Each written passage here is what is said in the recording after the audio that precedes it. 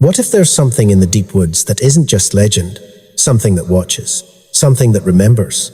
Here's what happened to a man who found out. The coffee was cold, but he drank it anyway. Waste not, want not his mother's voice, still sharp in his head 40 years after she died. Some things stick. Some things become the bones you build yourself around. Robert Hayes was 71 years old that winter, and he'd been living alone in the Cascade Mountains for going on 14 years. His cabin sat at the end of a Forest Service road that didn't show up on most maps anymore. 12 miles from the nearest paved highway, accessible only if you had four-wheel drive and didn't mind your truck taking a beating. The county had given up maintaining it back in 2008, right around the time the economy went to hell and budgets dried up. Now it was just him up there, and occasionally a mail carrier willing to make the drive, and once in a while some hunter who'd gotten lost or ambitious. He'd come up here after Linda passed. Heart attack, sudden, the kind that doesn't give you time to say the things you'd been meaning to say. One morning she was scrambling eggs and humming something by the Beatles, and by afternoon she was gone. The hospital had been very kind. Everyone had been very kind. That was the problem, all that kindness pressing in on him like weight, making it hard to breathe, making the house in Portland feel like a museum of everything he'd lost. So he'd sold it. Sold the house, where they'd raised 2 daughters, sold the furniture they'd picked out together, over 30 years of marriage, sold everything except what fit in his truck and what he couldn't bear to part with. Then he'd driven east into the mountains until he found this place, a hunting cabin that an old friend of Linda's father had owned, abandoned after the man died and his kids moved to California. Robert bought it for cash, moved in with a dog named Bear, and set about the business of learning how to be alone. The mountains suited him. The silence had texture here, different from the silence of an empty house in the suburbs. This silence was alive. It moved through the trees, shifted with the wind, changed with the seasons. You could hear things in it, if you listened, not voices, exactly, but something older than voices. Something that had been here long before the roads and the towns, and would be here long after. His days had a rhythm now, simple and clean. Wake before dawn, feed the wood stove, make coffee strong enough to strip paint, let the chickens out, check the generator, split whatever wood needed splitting. In the afternoons, he'd walk his property lines, checking for damage from weather or animals, making repairs, marking trees that would need to come down before they fell on something important. Evenings were for reading, mostly westerns and thrillers, and old paperbacks he'd buy by the bagful at the thrift store in town. By 9 he'd be in bed, and by 10 he'd be asleep, and that was a whole day gone. It wasn't a bad life. Lonely, maybe, but he'd made his peace with that. Loneliness was just a room you learned to live in, like any other. October that year had been strange from the start. Unseasonably warm, the kind of warm that made the old-timers in town shake their heads and mutter about climate change, or the end times, or both. Usually by mid-October he'd have had his first hard freeze, but the leaves were still green on half the trees, and he was still picking tomatoes from the garden in November. The chickens were confused, laying more eggs than they should, acting like it was still summer even though the calendar said different. The animals in the woods were acting strange too, squirrels working overtime, burying nuts, like they were preparing for the apocalypse. Birds that should have migrated south weeks ago still hanging around, flocking in trees near his cabin, making noise at odd hours. Even Bear seemed unsettled, spending more time on the porch than usual, ears pricked up, listening to things Robert couldn't hear. Every time he went down the mountain for supplies, the talk was the same. The old men who sat outside the general store, smoking cigarettes and lying about their glory days, they all had predictions. Hard winter coming, worst in decades. Get your firewood cut early. Make sure your roof can handle the weight. Stock up on food because once it hits, you might not get down the mountain for weeks. Robert had heard it all before. Mountain people loved to predict disaster. It was practically a hobby, but something about this year felt different. Maybe it was the way the temperature had stayed high so long, like the weather was holding its breath. Maybe it was the way the forest felt when he walked through it, not threatening, exactly, but alert, watching, waiting for something.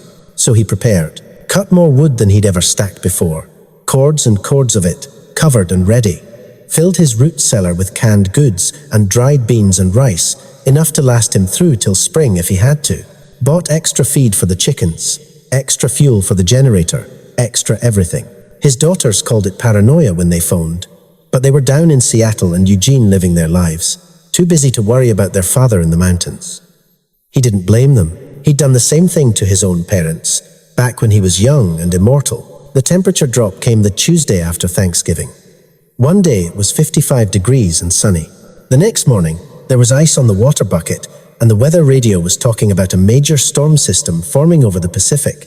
Not just a storm, a bomb cyclone, they called it, whatever the hell that meant. The kind of weather event that made headlines and knocked out power for days. By the first week of December, they'd already had more snow than most winters saw in total. 2 feet on the ground, then 3, then 4. The road down the mountain became impassable unless you had chains and a death wish. Robert stopped going to town. He had everything he needed, and the weather radio kept him company, crackling out warnings about wind chills and whiteout conditions, and staying indoors unless absolutely necessary. The chickens stopped laying completely. They huddled together in their coop, making anxious noises, refusing to come out even when he opened the door in the morning. Bear spent most of his time by the wood stove, whining occasionally at sounds Robert couldn't hear. The forest had gone quiet, in a way that felt wrong. No bird calls, no squirrel chatter, nothing but wind and the occasional crack of a tree branch breaking under the weight of snow. The real storm started on a Monday night. Robert had been listening to the radio all day, tracking the system as it moved inland from the coast. The weather service was using words like historic and unprecedented and life-threatening. They were telling people to stay home, stay warm, stay off the roads. But he'd already planned to do all that. He had enough wood stacked by the door to last a week, enough food to last a month, and Bear for company. What more did a man need? The first flakes started falling around sunset, tiny and hard, like bits of rice hitting the windows. By 8 o'clock the wind had picked up, and by 9 he couldn't see his own porch light from inside the house. The snow wasn't just falling anymore, it was moving sideways, driven by winds that howled around the cabin like something alive and angry. Bear was pacing, the way he did before thunderstorms, back and forth across the small living room, pausing at the door to whine, then resuming his circuit. Robert tried to calm him, but the dog wouldn't settle. Something had him spooked. By 10 o'clock, the power went out. Not unusual, he'd been expecting it. He lit the kerosene lamps, fed more wood into the stove, and tried to get comfortable in his chair with a book. But he couldn't focus. The sound of the storm was too loud, too present. Trees cracking in the distance like gunshots. Wind screaming through gaps in the walls he'd thought were sealed. Snow hitting the windows so hard it sounded like someone throwing gravel. The temperature inside the cabin started dropping despite the fire. He could feel the cold seeping in through the walls, finding every crack and gap, making the warm air retreat toward the stove. He put on an extra sweater, wrapped a blanket around his shoulders, and kept feeding the fire. Around midnight, he heard something different. A rhythmic thumping against the back wall of the cabin. Not the random buffeting of wind and debris, this was regular, purposeful, like someone knocking. Thump, thump, thump. Bear's pacing stopped. The dog stood perfectly still, staring at the back wall, ears flat against his head. Robert grabbed a flashlight and checked the windows, but the snow was too thick to see anything. The thumping continued for maybe 20 minutes, then stopped as suddenly as it had started. He told himself it was just a branch, probably a branch that had broken off and was being blown against the cabin by the wind. That made sense. That was logical. He added more wood to the fire and tried to sleep in his chair, but sleep wouldn't come. The storm raged all night. Around 3 in the morning, during one of the brief lulls in the wind, he heard something else, a sound that might have been an animal, or might have been the wind playing tricks, or might have been something else entirely. A low, resonant call that seemed to come from multiple directions at once. Not quite a howl, not quite a moan, something in between. Bear whimpered and pressed against Robert's legs, shaking. "Just coyotes," Robert said out loud, though he didn't believe it. He'd heard coyotes plenty of times. This wasn't coyotes. Dawn came slowly, grey light filtering through snow that was still falling heavy and fast. Robert opened the front door, had to put his shoulder into it, to push against the drift, and looked out at a world he barely recognized. The snow was waist-deep on the level ground, higher where it had drifted. His truck was completely buried, just a white mound where he knew it was parked. The path to the chicken coop had vanished. The trees were bending under the weight of snow and ice, and he could see several that had already fallen. Their trunks snapped like matchsticks. The chicken coop was half buried in a drift, but he could hear the birds inside, clucking anxiously. They were alive, at least. He'd have to dig them out when the storm passed, but for now, they'd have to wait. There was no way he could safely get to them. He spent Tuesday clearing snow from the porch, trying to keep ahead of the drifts that kept building up against the door. Every time he went outside, he'd last maybe 15 minutes before the cold drove him back in. His face would go numb, his fingers would stop working, his lungs would start to hurt from breathing air that felt like broken glass. This wasn't normal cold. This was the kind of cold that killed people. The storm continued through Tuesday night and into Wednesday. If anything, it got worse. The wind picked up until it sounded like a freight train passing by, constant and deafening. More trees went down. The cabin shook with each gust. Snow found its way through cracks Robert hadn't known existed, forming little drifts on the windowsills inside the house. Bear wouldn't eat. The dog just lay by the stove, occasionally lifting his head to listen to sounds Robert couldn't hear, then putting it back down, with a sigh that sounded almost human. Wednesday afternoon, during a brief calm period, Robert heard it again. That sound, that call, closer this time, maybe 100 yards from the cabin. Multiple voices answering each other in a pattern that was too complex to be random, too deliberate to be just animals responding to the storm. He went to the window and stared out into the white, couldn't see anything. The snow was falling too hard, and the light was fading fast even though it was only 3 in the afternoon. That's when he saw the tracks. They were already half filled with fresh snow, but he could still make out the basic shape. Large, bipedal, leading from the tree line to the side of the cabin and then back again. Not deer tracks, not elk, not bear. Something that walked on 2 legs. Something with feet longer than his forearm. Something that had been right up against his cabin wall. His heart started beating faster. He told himself it had to be his imagination, snow playing tricks with shadows and shapes. But he knew tracks. He'd been hunting these mountains for 15 years. He knew what bear tracks looked like, what elk looked like, what every animal that lived here left behind in the snow. These weren't any of those. The storm finally broke Thursday morning. The wind died down, the snow stopped falling, and an eerie silence settled over everything. Robert ventured outside to assess the damage. The world had been completely transformed. Snow everywhere, deeper than he'd ever seen it. Trees down all over the place. The chicken coop was intact, but buried up to the roofline on one side. His truck was invisible beneath a drift that had to be 6 feet deep. He started digging out the coop, working slowly because the cold was still brutal. It took him 2 hours to clear enough snow that he could get the door open. The chickens burst out in a panic, clucking and flapping, seemingly amazed to still be alive. He couldn't blame them. While he was working, he found more tracks. Lots more, all around his property, circling the cabin at various distances. Some old and filled in, some fresh from last night. All of them the same distinctive pattern, bipedal, enormous, with a stride length that spoke of something much taller than him. And then he found the offerings. At the edge of the clearing, right where his property line met the forest, someone had left things.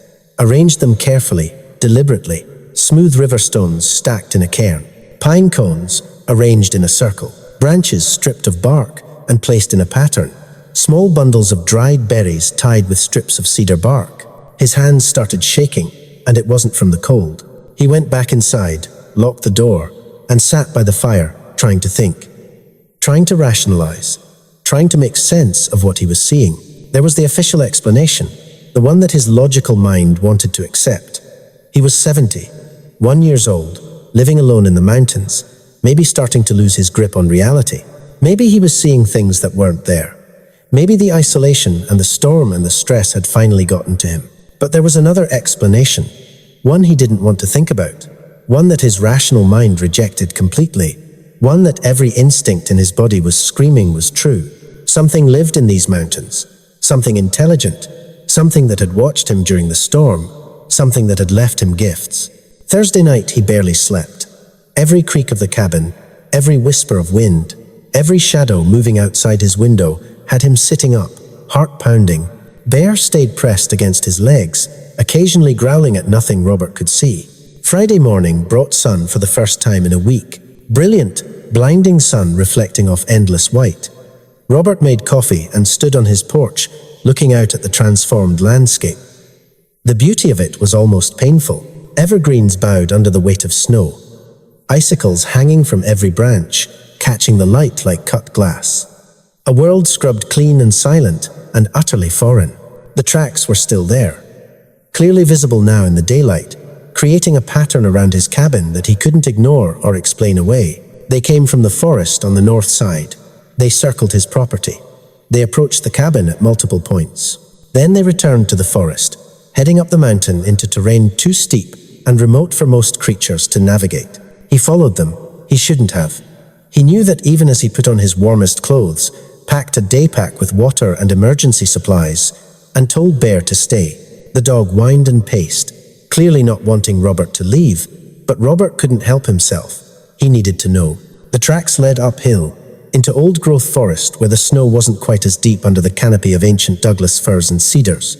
Walking was hard work. His legs burned. His lungs ached.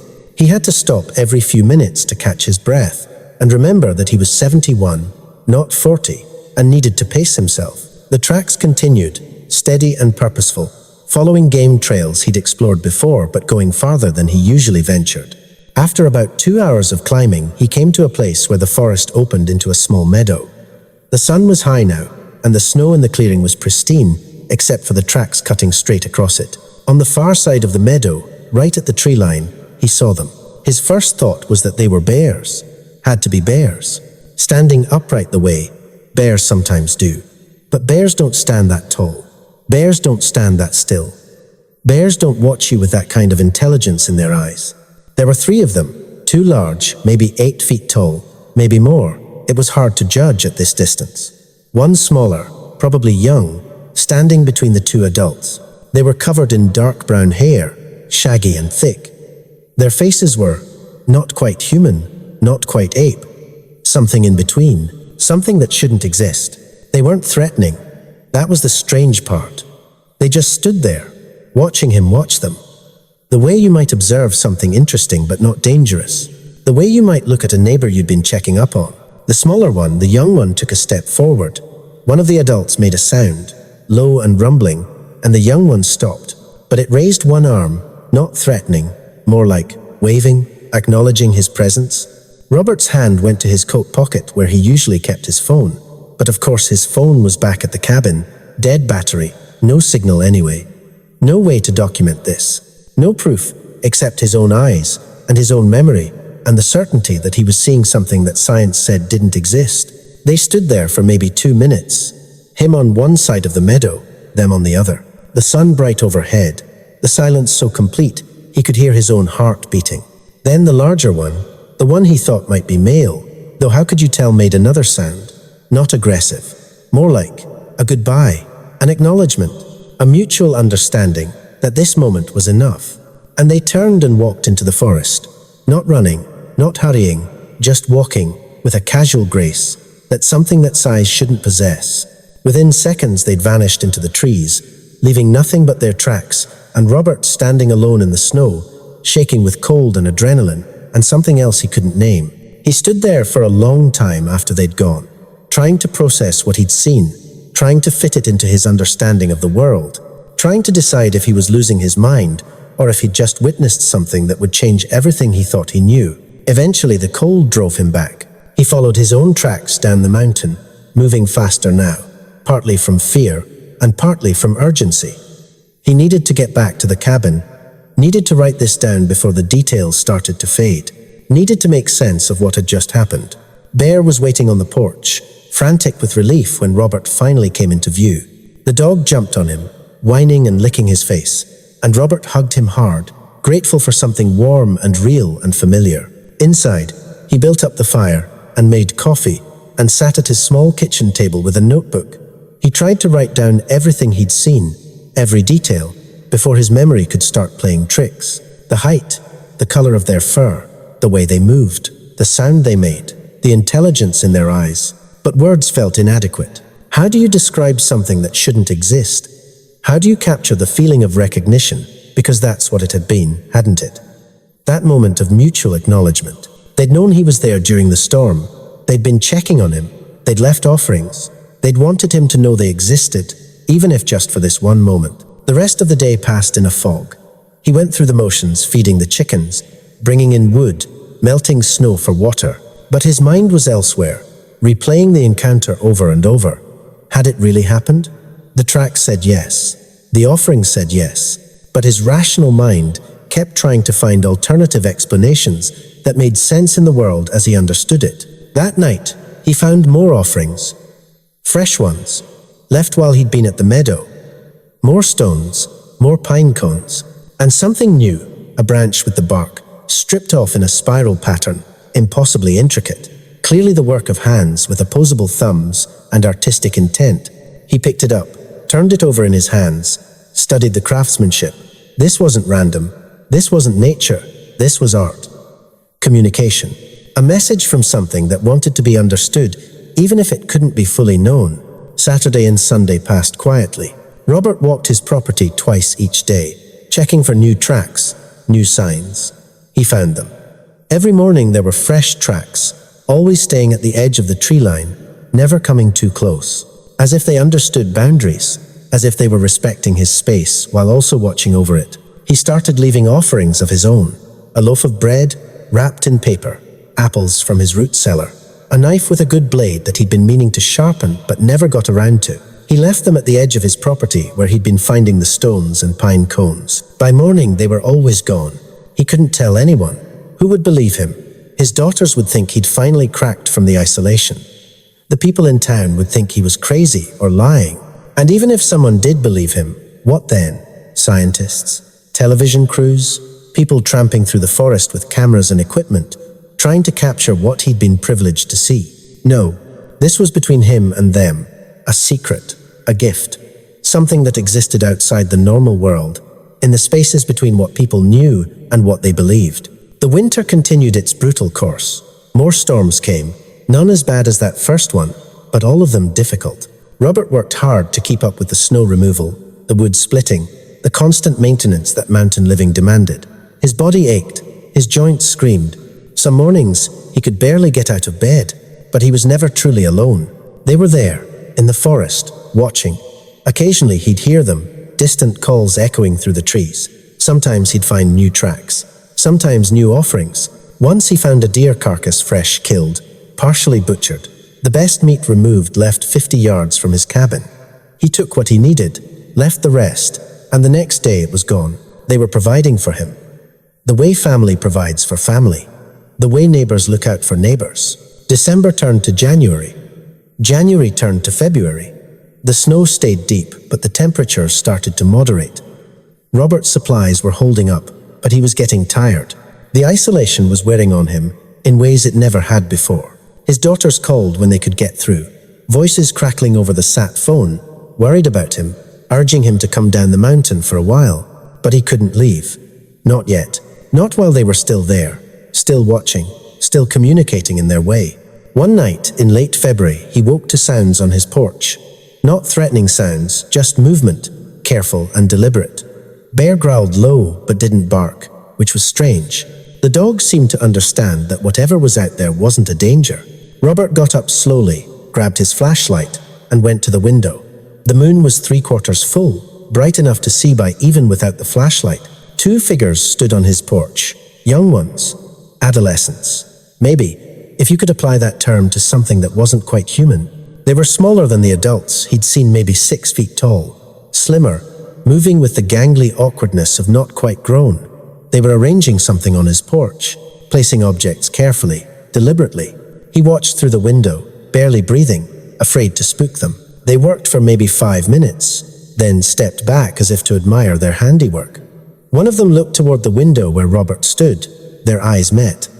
Just for a second, just long enough for Robert to see recognition there. Intelligence, awareness. Then they stepped off the porch and melted into the darkness, moving without sound despite their size. Robert waited until he was sure they were gone, then opened his door. On his porch, arranged in a careful pattern, were dozens of objects. Stones worn smooth by water, pieces of wood carved into simple shapes, dried flowers preserved from last summer, bones cleaned and bleached by weather. And in the center of it all, a single white feather from an eagle, pristine and perfect. It was an altar, a shrine, a message that transcended language. We see you, we know you, we honor you. He stood there in the cold, tears freezing on his face, understanding what he'd been given. Not just evidence of their existence, but acceptance, recognition. In saving them, or one of them, or some ancestor of theirs, or something he'd become part of their story, and they'd become part of his. February became March. The snow started to melt in earnest, revealing the landscape underneath. Roads became passable again.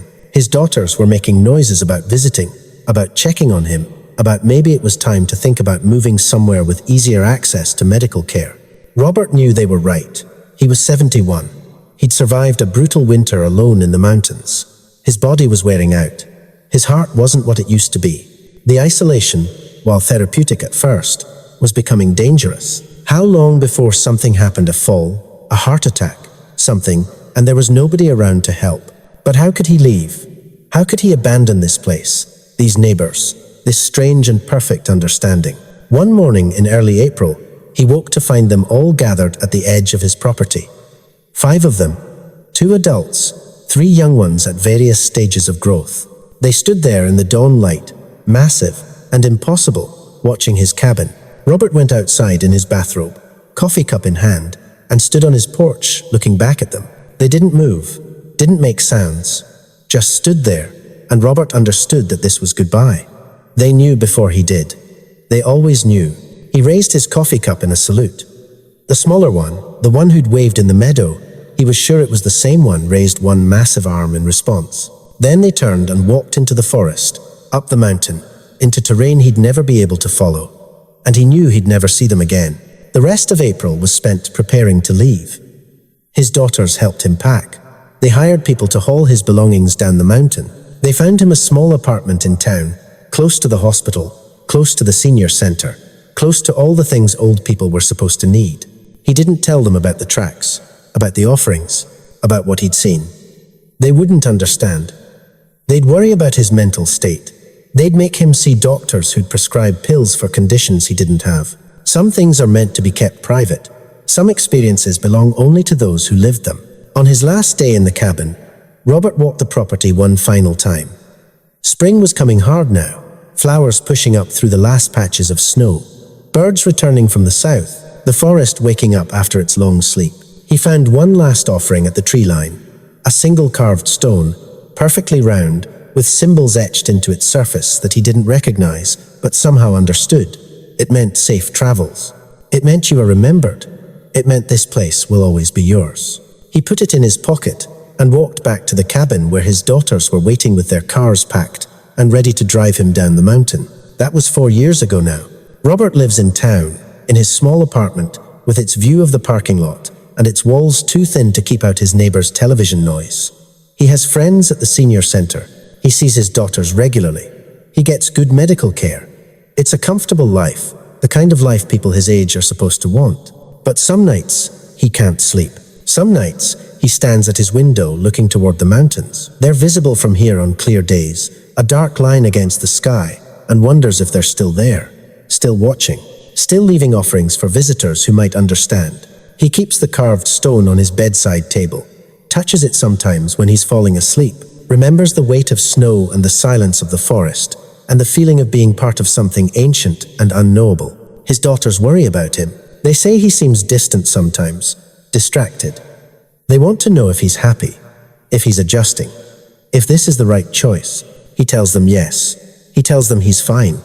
He tells them all the things old people are supposed to say to make their children stop worrying. But the truth is more complicated. The truth is that he left something in those mountains, something more than just a cabin and some furniture.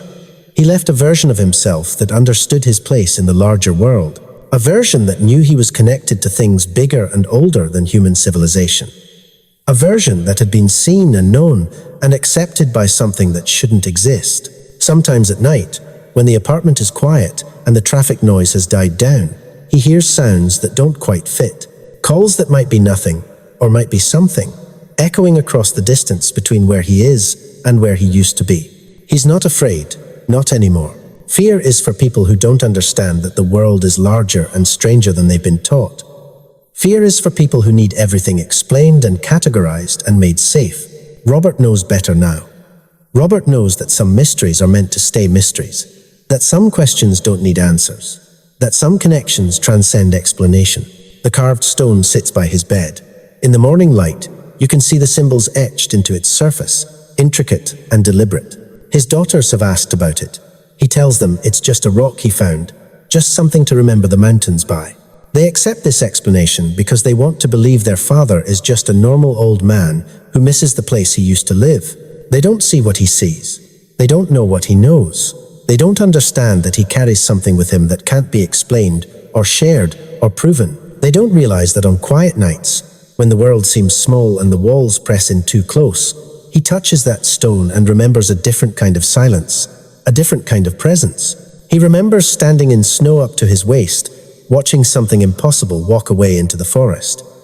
He remembers the weight of recognition, the understanding that passed between species in the space of a heartbeat. He remembers being part of something so far outside normal human experience that there aren't words for it in any language he knows. And on those nights, when memory feels more real than the present, when the mountains call to him in dreams, he wonders if they remember too. If somewhere in the deep forest, in places humans don't go, they tell stories about the old man who lived at the edge of their territory, the one who fed their young, the one who understood, the one who kept their secret. He'll never know for sure. That's the nature of mystery. It remains mysterious. That's the gift of wonder. It stays wonderful. But sometimes, just sometimes, when the wind is right, and the night is quiet, and his mind is drifting in that space between waking and sleeping, he hears it, a call from the mountains, a sound that might be whined through the trees, or might be something else, something ancient, something patient, something that remembers. And he touches the stone, and he smiles, and he knows that whatever happens next, however many years or months or days he has left, he's already lived through something that most people never experience. He's already been blessed with a glimpse of the world as it really is, stripped of civilization's comfortable lies about what's possible and what's not. The world is bigger than we know, stranger than we admit, more connected than we understand. Robert Hayes learned that lesson in the winter.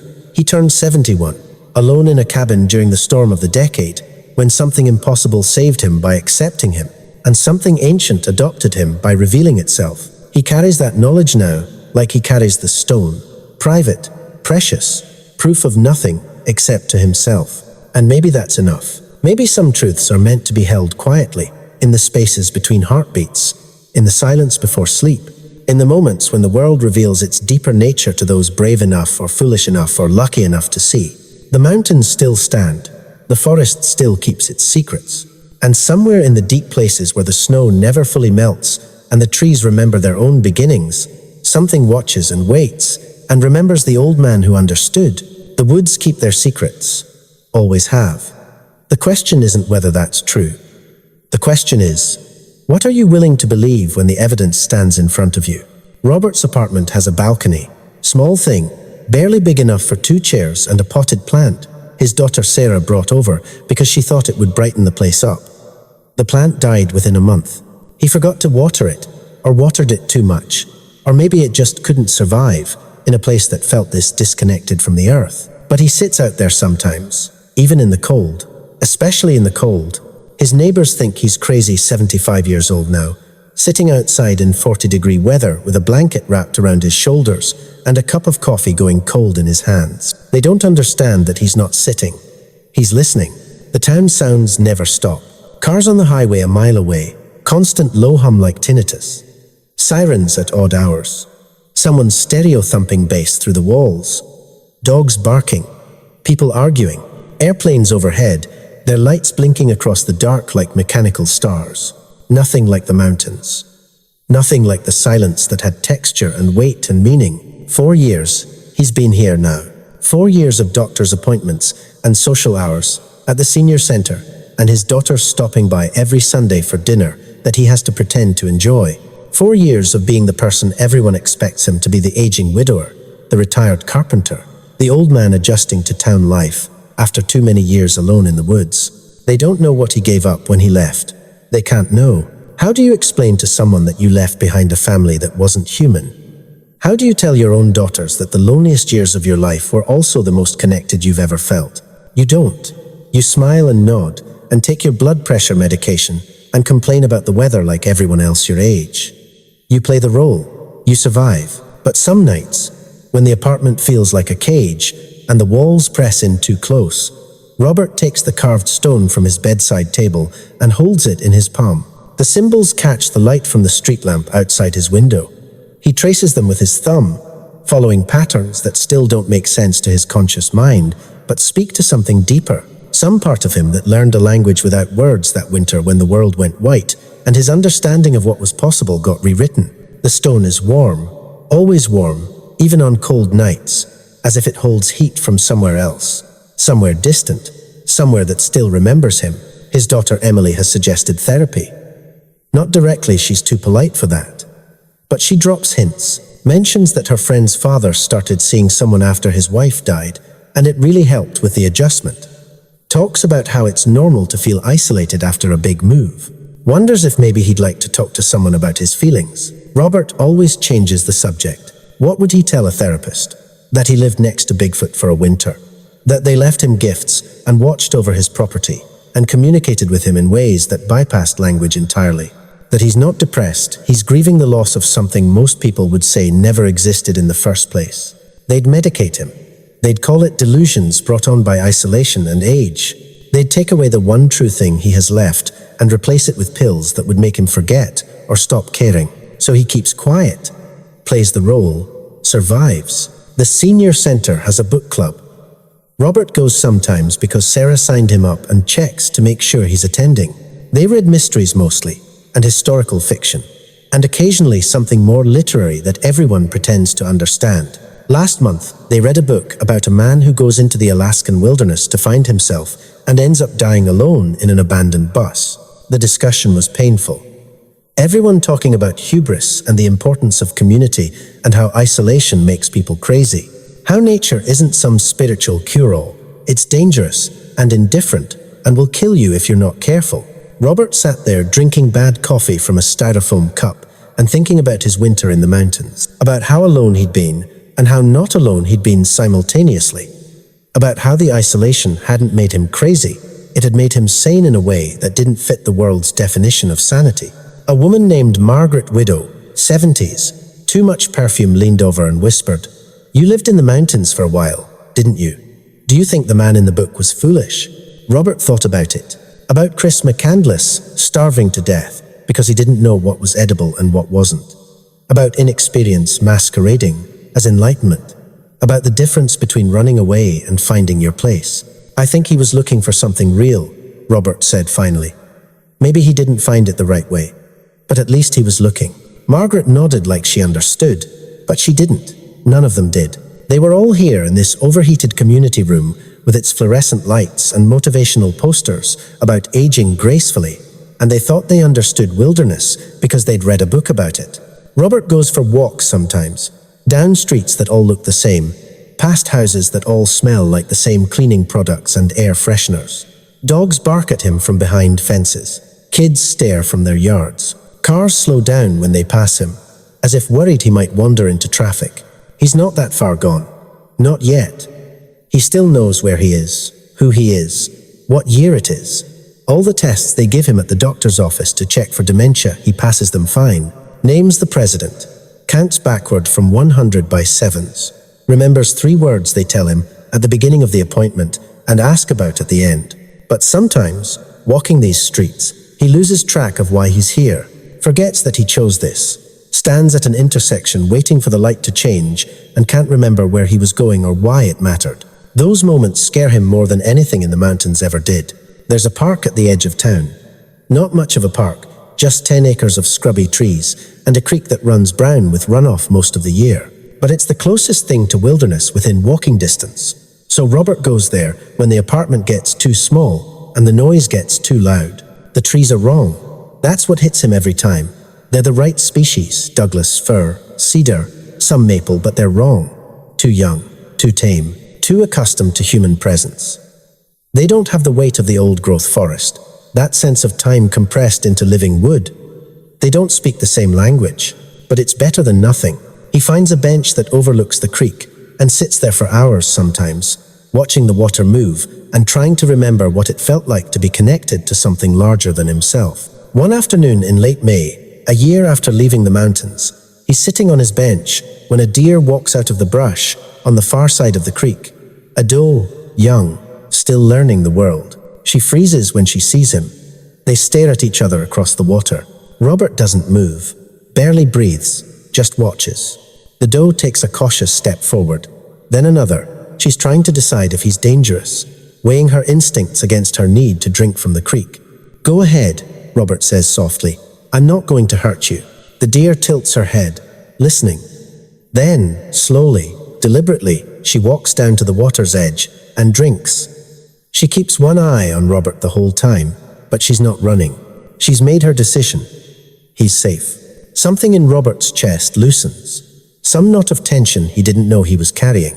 The doe finishes drinking and stands there for a moment, water dripping from her muzzle. She looks at Robert one last time, and he swears he'd swear on Linda's grave that there's recognition in that look. Not memory, exactly. More like acknowledgement. A understanding that transcends species. Then she bounds back into the brush and is gone.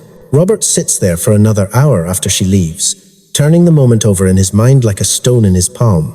It wasn't them, wasn't his family from the mountains, but it was something. Some small reminder that the world still holds magic if you know how to see it. He starts going to the park every day after that. Morning walks before the heat gets too bad. He brings breadcrumbs sometimes, though the signs say not to feed the wildlife. Sits on his bench and waits and watches. The doe comes back. Not every day, but often enough. She's gotten used to him now. Sometimes she brings a friend, another young doe. They drink from the creek while Robert sits perfectly still, hardly daring to breathe, grateful for this small gift of wildness in a world that feels increasingly tame. His daughters notice the change. He's in better spirits, they say.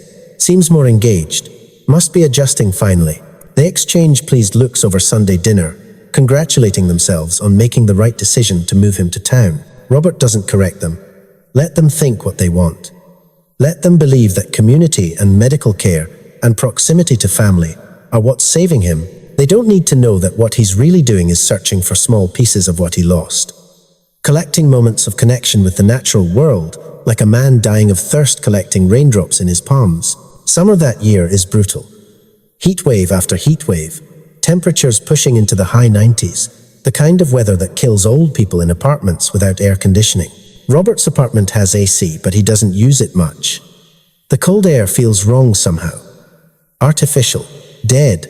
He spends more time at the park, seeking shade under the trees, sitting by the creek where the temperature drops a few degrees. Other people start showing up, mothers with young children, teenagers looking for somewhere to smoke weed, homeless people seeking shelter from the Sunday. The deer stop coming. Too many humans, too much noise, too much disruption. Robert understands, but it hurts anyway.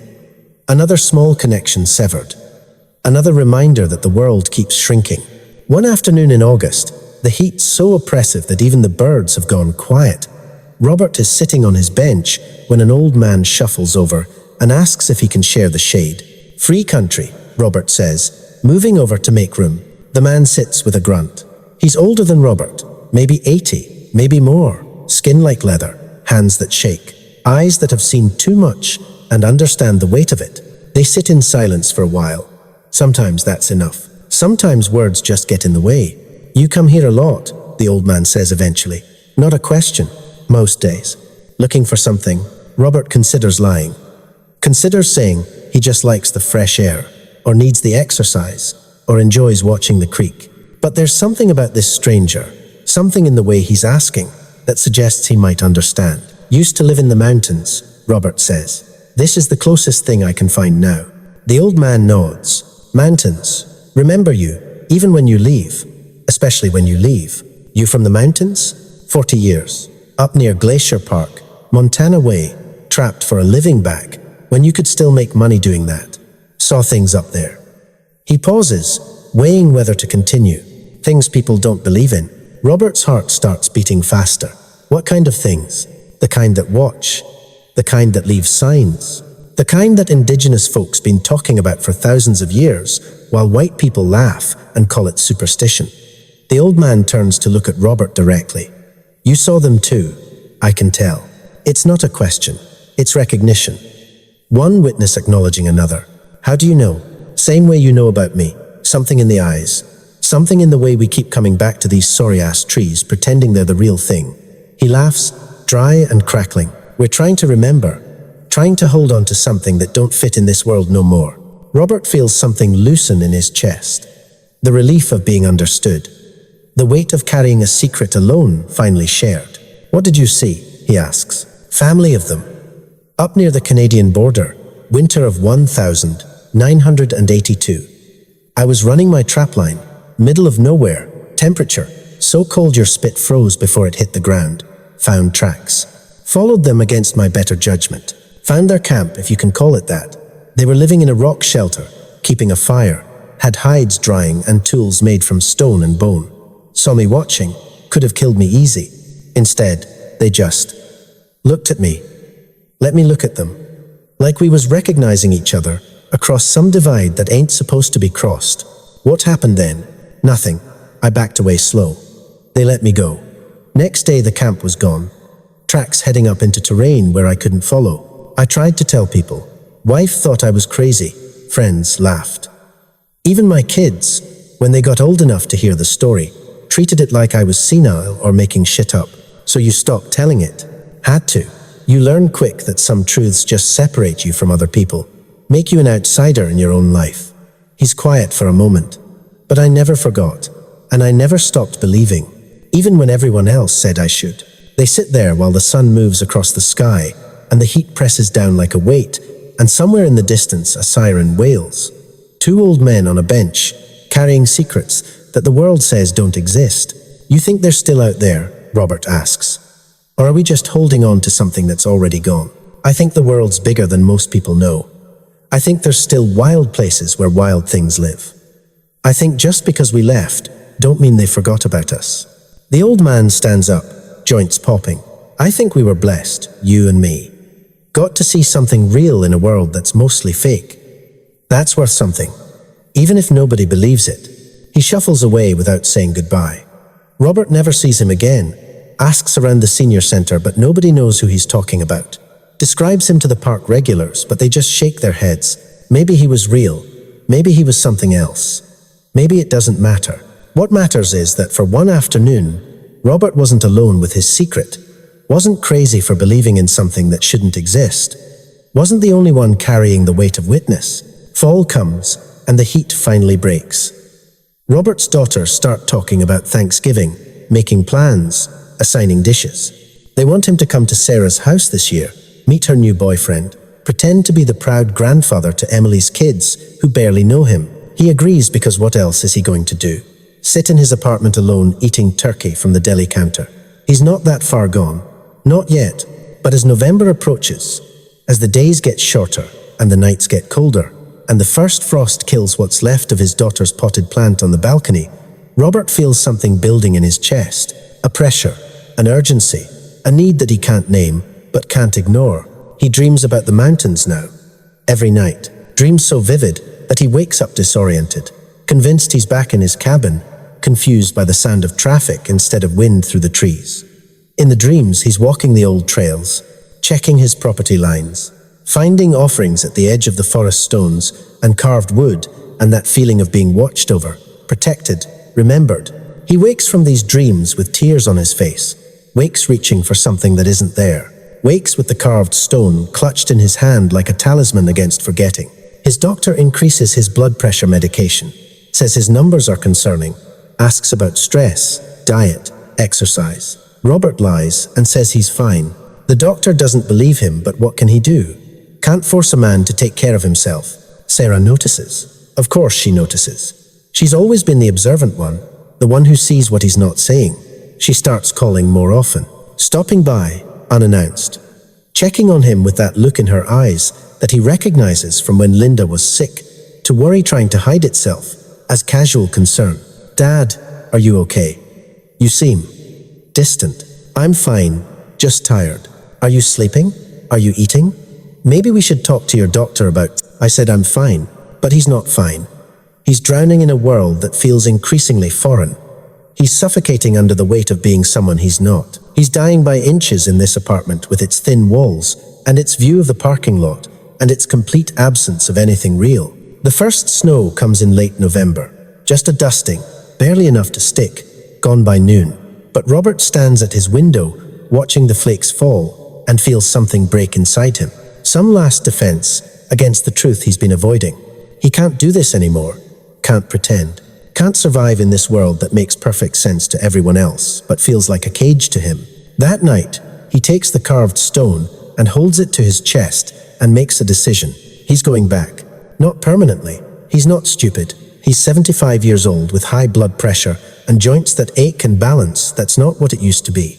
He can't survive a winter alone in the mountains anymore. But he can visit. One last time.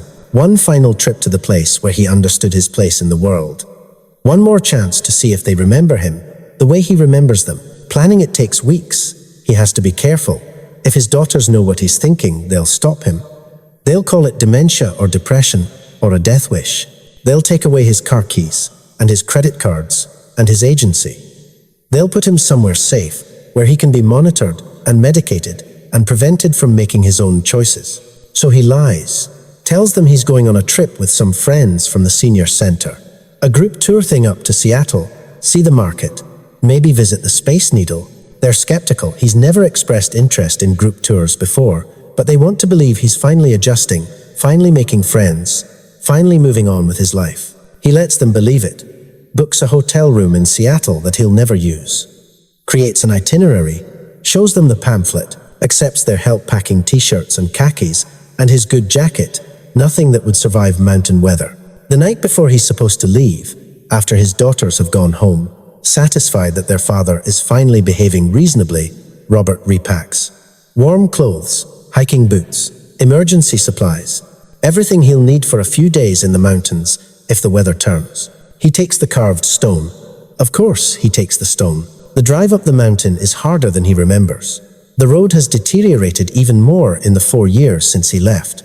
Washouts and fallen trees, and sections where the pavement has given up entirely. His sedan handles it poorly. He has to stop multiple times to move branches out of the way. His hands shake on the steering wheel. His heart pounds in his chest in a way that has nothing to do with altitude and everything to do with fear. What if the cabin's been destroyed? What if someone else has moved in? What if they're not there anymore? What if they never were, and his whole experience was just the delusion everyone assumes it was? But he keeps driving, because turning back feels like giving up, and he's done enough giving up for one lifetime. The cabin is still standing. That's the first surprise. He'd half expected it to be burned down, or collapsed, or reclaimed by the forest.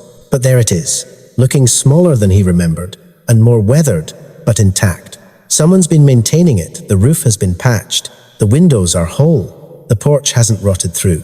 He parks and sits in his car for a long moment, engine ticking as it cools, trying to work up the courage to get out. The forest feels different. Not hostile, exactly.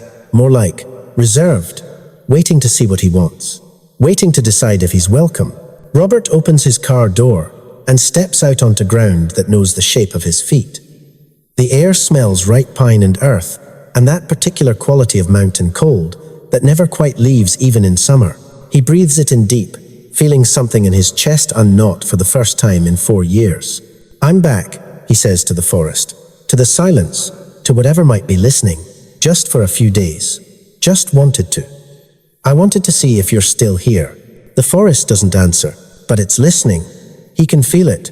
He spends the first day just settling in. The cabin's interior is surprisingly clean. Someone's been here.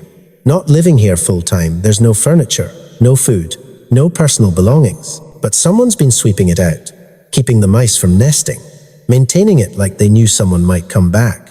That night, he builds a fire in the wood stove with wood that's been stacked and dried and left for him.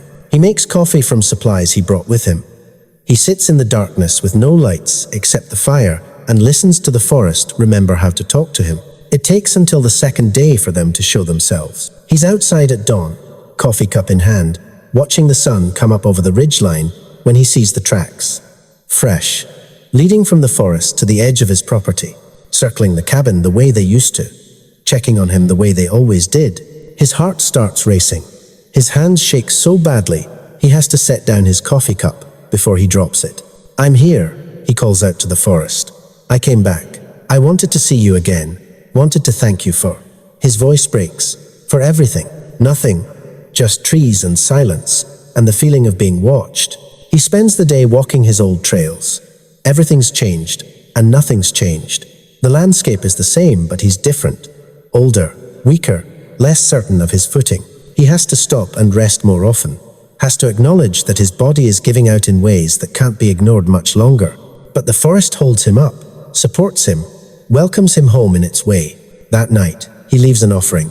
Everything he brought, bread and apples, and a good knife, and some colorful stones he picked up from the creek near his apartment. He arranges them carefully at the tree line where they used to leave gifts for him. Then he goes inside and waits. Sleep doesn't come. He sits by the fire listening to the night sounds, the subtle shifts in the forest that mean something's moving out there.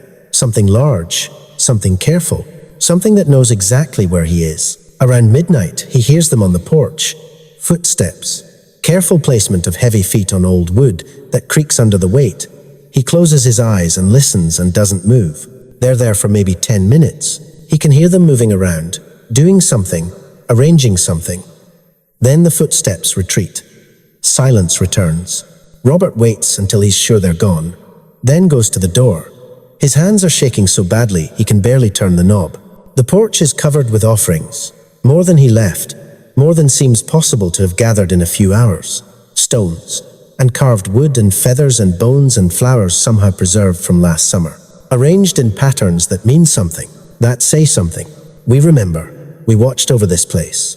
We waited to see if you'd come back." In the center of the arrangement is something new, a carving. Wood worn smooth by years of handling, with symbols etched into its surface that match the ones on his stone. But this one is different. This one shows two figures, one large, one small. The large one is clearly one of them. The small one is human. An old man, hunched, walking with a staff. Him. They carved him. Robert picks it up with shaking hands and holds it to his chest and cries for the first time since Linda died. Cries for everything he lost and everything he found. Cries for the impossibility of explaining this to anyone. Cries for the gift of being seen and known and remembered by something that shouldn't exist but does. He spends 3 more days in the cabin. 3 days of walking his trails and leaving offerings and finding offerings left in return. 3 days of feeling like he's home in a way that has nothing to do with buildings and everything to do with belonging. He sees them once more before he leaves. Early morning on his last day, standing at the tree line watching him pack up his car. 3 of them, the 2 adults and 1 young one, almost grown now. They don't come close, don't approach, just stand there watching, witnessing his departure the way they witnessed his return. Robert raises his hand. The young one, the same one from years ago, he's sure of it, raises its hand back. Then they turn and walk into the forest, and he knows without being told that this is the last time. That this was goodbye in a way that's final. That whatever connection they had, whatever understanding they reached, is complete now. Finished. Perfect in its completion. He drives back down the mountain with the carved figure on the passenger seat and the stone in his pocket and a sense of peace that he hasn't felt in 4 years. His daughters are furious when they find out he lied, worried and angry and hurt that he'd deceived them. They demand explanations, want to know why he'd risk his health driving alone to the mountains, want to know what he was thinking, want to know if this is a sign of something worse. Robert lets them yell, accepts their anger, understands their fear, but he doesn't explain, can't explain, just says he needed to see the old place one more time, needed closure, needed to prove to himself he could still do it. They make him promise never to do it again, make him agree to weekly check-ins, start talking about assisted living facilities with more supervision. Robert agrees to everything, says what they need to hear, plays the role of the chastened old man who made a mistake but learned his lesson. He doesn't tell them about the offerings, doesn't show them the carving, keeps it hidden in his bedside table next to the stone, where it catches the light from the street lamp and reminds him that he's not crazy, that what he experienced was real, that somewhere in the mountains, Something remembers him. The months pass. Winter comes and goes. Robert's health declines in the way health declines for people his age. Slowly at first, then faster. His blood pressure stays high despite the medications. His joints hurt more. His balance gets worse. He falls once, getting out of bed in the middle of the night, and lies on the floor for 20 minutes before he can get up. His daughters start pushing harder for assisted living, somewhere with staff, somewhere safe, somewhere he can be monitored. He resists, but he's tired, so tired, and some part of him knows they're right. Knows he can't live alone anymore. Knows his body is giving out, and his time is running short. But he has the carvings, has the stones, has the memories that prove he lived something real, something true, something that transcended the ordinary boundaries of human experience. One night, in late spring, sitting on his balcony, watching the stars fight against the light pollution, Robert holds both carvings and both stones and thinks about legacy, about what you leave behind, about whether it matters if anyone believes your truth as long as you know it's true. Linda used to say that the best stories are the ones you can't prove, the ones that exist in the space between what happened and what you remember happening, the ones that change shape depending on who's listening but never lose their essential truth. Robert never understood what she meant until now. His story, the real story of his last winter in the mountains, and what he found there will die with him. His daughters won't believe it. His grandchildren will never hear it. The world will go on thinking that Bigfoot is a myth, a hoax, a story told by people who want attention or can't handle the mundane reality of forest life. And maybe that's okay. Maybe some things are meant to stay mysterious. Maybe the world needs wild spaces where impossible things can still exist. Maybe the best way to protect them is to keep quiet, to let them remain legend, to guard the secret like the precious thing it is. The carved figure of himself catches the light, an old man walking, hunched, mortal, small against the immensity of the forest and the creatures that live there, but seen, known, remembered. That's enough. That has to be enough. Robert puts the carvings away and goes to bed. Tomorrow his daughter is taking him to look at assisted living facilities. Next week, he has a doctor's appointment that will probably lead to more tests and more medications and more of the slow decline that comes with being old. But tonight, he touched the proof that he lived something extraordinary. Tonight he remembered being part of something larger than himself. Tonight the mountains called to him across the distance, and he heard them clearly, without interference, without doubt. Some mystery don't need solving. Some question don't need answers. Some connections transcend explanation. Robert knows this now, carries it with him like he carries the stones and the carvings, holds it close, even as the world tries to make him forget or doubt or explain it away. The world is bigger than we know, stranger than we admit, more connected than we understand. And somewhere in the mountains, in places people don't go, in the deep forest where the old trees remember their own beginnings, something watches and waits and remembers the old man who understood, the old man who saw them, who fed them, who kept their secret, the old man who came back one last time to say goodbye, the old man who knew, when the world told him knowing was impossible, that he'd been blessed with a glimpse of something ancient and patient and real. That's his truth, his secret, his gift. And when he's gone, when his heart finally gives out, or his balance fails one last time, or his body simply decides it's done, that truth will go with him, back to the forest, back to the silence, back to the mountains that remember everyone who's ever lived among them and kept their secrets close. Some stories end, some just pause, some live on in the spaces between belief and doubt, between what the world says is possible and what we know in our bones is true. This is one of them. Some stories don't end, they just pause. They wait in the back of your mind, in the dark at 3 a.m., in the space between belief and doubt. This is one of them, and maybe that's okay.